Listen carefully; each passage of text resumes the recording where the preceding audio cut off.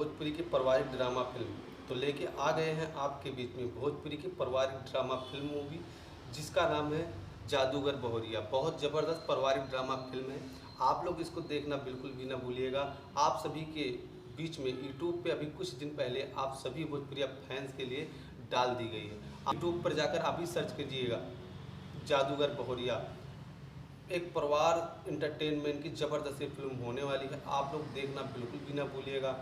ऐसे ही फिल्म आप सभी भोजपुरिया फैंस के लिए लाते रहेंगे।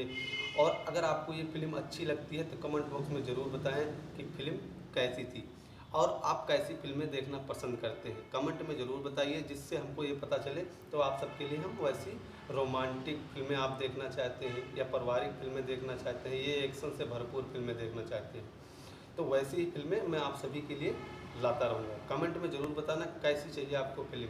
मैं वैसी भोजपुरी में ढूंढ के खंगाल के और नई भोजपुरी आपके लिए फिल्म देंगे। जय भोजपुरी। अगर ऐसे ही भोजपुरी फिल्म देखने के आप हैं शौकीन तो हमारे कृष्ण न्यूज़ चैनल को कर दीजिएगा सब्सक्राइब। जय भोजपुरी। फिर मिलते हैं एक नई भोजपुरी फिल्म के साथ।